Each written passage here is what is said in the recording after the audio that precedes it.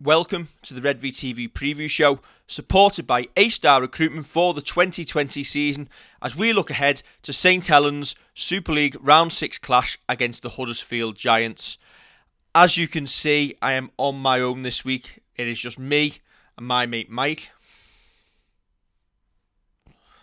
Don't get any better, do they? Unfortunately, Kev is ill. So it's me you've got to put up with for a little bit of a monologue. First of all, Toronto last week at Warrington. Possibly one of the coldest nights of my entire life of watching live sports, whether it be football or rugby. It was absolutely freezing. I think Saints, we took about 2,500 fans there, which I thought was an absolute tremendous effort. Considering we've had 3 away games so far. We've had the World Club Challenge on top of that. The weather wasn't great, the game on TV. So yeah, I felt it was a great effort by us. I left disappointed though with the whole experience, and it did make me question at times the value of Toronto in Super League. And I've always been a big fan of Toronto. I thought they'd bring a lot to the sport, but I don't think anybody envisaged them playing these on the road games, basically in a rented stadium 8 miles up the road, in pretty much an empty stadium except for Saints fans. I just don't think it worked. I don't think it was a good advert for Super League, and I don't know, it felt small time a little bit, and it didn't look good for the sport. I think if you were a fan tuning in for the first time on Sky TV and you flicked it on and you seen that advert for the game, I don't think you'd be returning. And I don't think Toronto offered anything on the field either. I thought they were really, really poor.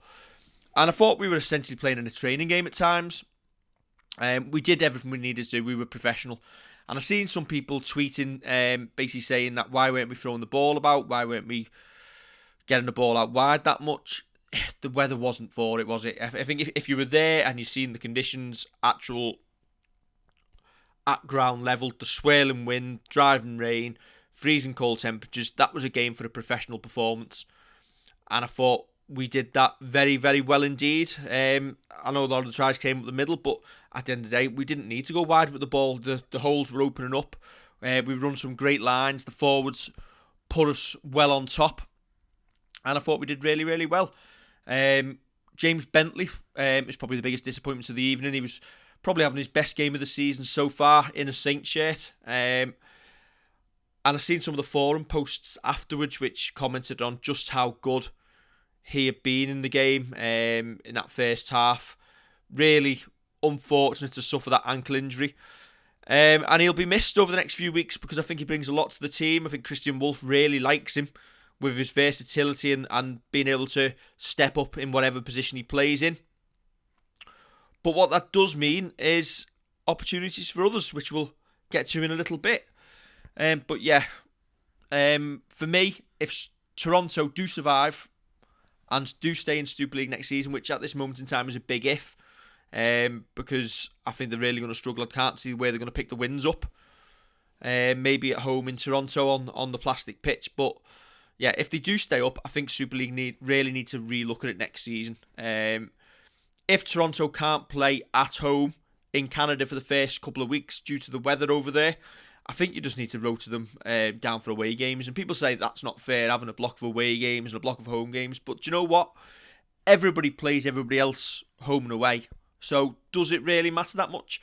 I would much prefer that game the other night against Toronto to have been played as a Saints home game in front of 10,000, 12,000 fans at the Totally Wicked Stadium. And look decent on the telly. And then at least give Toronto a fighting chance to play all of their home games at home in front of the passionate Canadian fan base that they've built. But at the moment, it felt just a little bit like a bunch of English journeymen with a name put over the top of them. It wasn't what I envisaged, and I hope it really can improve because, yeah, I'm not a flat capper. I want the game to expand. I think we need the game to expand. But with all the promises that Toronto brought in, I don't think they are being fulfilled at this moment in time. Other news this week, Sean Wayne has named a 31-man England squad, train-on squad, people who are in his mind when it comes to the Ashes series at the end of the year. Delighted to see Saints having 6 representatives in that. Obviously the usual, you've got your Johnny Lomax, Mark Percival, Tommy Makinson, Alex Walmsley, Luke Thompson, and James Roby making a welcome return. I think, obviously, James speaks for himself, doesn't he? And he's probably still a player that Sean Wayne really values despite his advancing years. I think James said at the start of the year that he still wants to play international, and he still thinks he can do it. So hopefully he'll have a good season, stay injury free, and he's played the last couple of weeks, getting back into form, getting his minutes in. Hopefully he'll be there at the back end of the year. I think potentially the only player who is maybe unlucky to miss out on that squad is Matty Lees. Super League's Young Player of the Year last year has been named, I think, in the Knights squad. Maybe that's just a little bit due to missing the back end of the year due to injury. But you know what? There's a massive, massive incentive there now for Matty to go through the rest of the year and prove to Sean Wayne that he should be in that actual England squad at the end of the year to take on the Aussies, and he's going to get the minutes at Saints.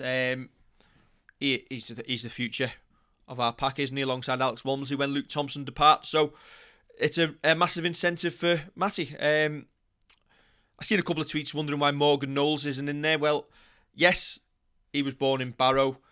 He has played for Wales, which is a Tier 2 nation, so he could step up to England if need be. But I'm glad to see that, for me, Morgan is going to stick with Wales, because we've got the World Cup coming up next year. What sort of competition is it going to be if it's just England, Australia, New Zealand, Tonga, and the rest of the home nations just go with crumbs? If for me, if you've stuck your neck out and you're representing a nation, you should stick with them. So I'm really glad to see that Morgan Knowles looks like he is going to do that and play for Wales at the World Cup in 2021. Now, this week's game against Huddersfield, how weird is it that we are up to round 6 and we've only had one home game? Obviously, we've played 3 away so far.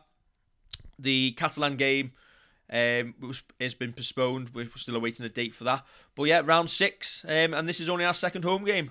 First Super League home game since the opening night at the end of January when we played so well against the Salford Red Devils.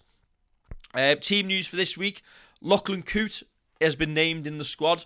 Massive, massive boost for us. If he is fit, he will slot straight in at fullback. But I think Christian Woolf is still a little bit wary, not wanting to show his hand too much, and said they won't take any risks if that is the case. So potentially he could miss another week. He comes in for James Bentley, as we've talked about, suffering that ankle injury. And Aaron Smith drops out after receiving a grade A 1-match penalty notice for the crusher tackle in Saturday's game. I think it was in the 77th minute. If you're watching on Saints TV, you can watch that back. And I've watched it a couple of times. Yeah, listen, it is what it is. But I look at that, and I'm talking to somebody listening who hasn't played the game, but I don't see what Aaron Smith could have done differently in that situation. The man is running backwards into the tackle. Aaron's wrapped him up, and if the man's legs drop and you go down, he's tried his best to get out of the way. Sometimes accidents occur, but do you know what? We've seen them given last year. If it continues in the same vein this year, then fair enough. We'll just have to accept it and move on. But it just seems a little bit unfair, especially when you potentially see a deliberate shoulder charge that gets a red card in the game. I think he only missed the last few minutes, and you don't get anything for it. It seems, I don't know, I'm not entirely sure on that process myself, but you just hope for consistency throughout the year. As it is, Aaron will get a week off, and we'll come back stronger for it next week.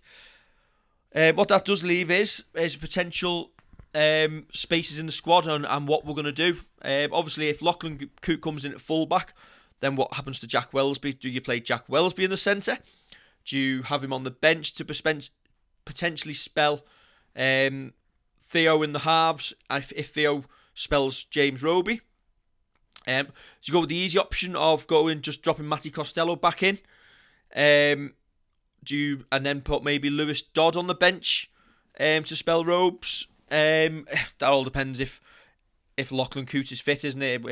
Because I don't think you see Jack Wellsby drop out of that 17 altogether. And then you've got the other trump card. You've potentially got Josh Sim knocking on the door, a young centre who will get game time at some point. So there's plenty of young options there for Christian Woolf. It's a I suppose, yes, we've got injuries, but it's not a bad little headache for him to have. I feel my gut instinct is if Lachlan Coote is fit, then he goes with Jack Wellsby in the centres. Maybe, I don't know. I'm arguing with myself while I'm talking about this. Do you go Matt Costello in the centres, Jack Wellsby on the bench to maybe spell in the halves? I don't know. I think we need to wait and see on that one. I wouldn't like to make that call, but that's why Christian Woolf has paid the big bucks, isn't he? The Huddersfield Giants, they come in pretty decent form, don't they? 3 wins out of 4. They were the last unbeaten team in Super League. I know they only played Hull KR, Salford and Catalans, but you know what? You can only beat what is in front of you in this league. And you know what? Huddersfield have made a pretty good fist of it so far. I think Simon Wolford, this is probably the first time he can really say that this is his squad and he's laid his fingerprints on it and getting what he wants out of it. And they've started really well so far. Matagi misses out due to suspension. Sam Hewitt and Kirby come into their 21 for the first time, but you wouldn't expect them to play. Aidan Caesar, listen, he's the man who makes things tick for this Giants side, isn't he? He's obviously their marquee signing. Probably their hope that to be in the mix for the Man of Steel. They really missed him at the game of the weekend when he went off injured. Wigan scored 3 tries while he was off the field, not injured. And he scored 3 tries in his absence.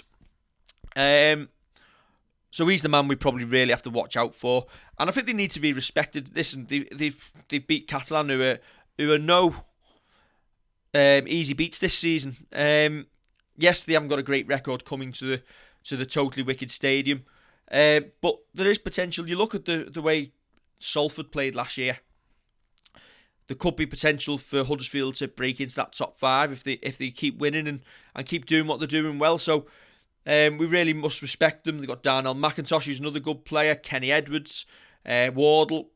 Players who you need to respect and watch out for. So they'll give it a decent go. And hopefully on Friday evening, we get better weather than we did at Toronto last week. Oh, Warrington. We played at Warrington. Better weather than we did last week and we don't freeze as much. And hopefully we can get another 2 points. And we can continue our ascent back to the top of that table, where we know we belong. We'd probably be not far off the top anyway, if not top, without that game in hand. But yeah, decent situation to be in. Really looking forward to Friday night. I wonder whether we rotate the forwards, but I don't think we will. I think we'll probably keep it as it is. But there we go. And there I have done, 10 minutes, 12 minutes of rambling. I hope you appreciate that one. Hopefully, Kev will pass a late fitness test and rejoin us on Friday evening. If not, I'll be hunting for volunteers to come and join us.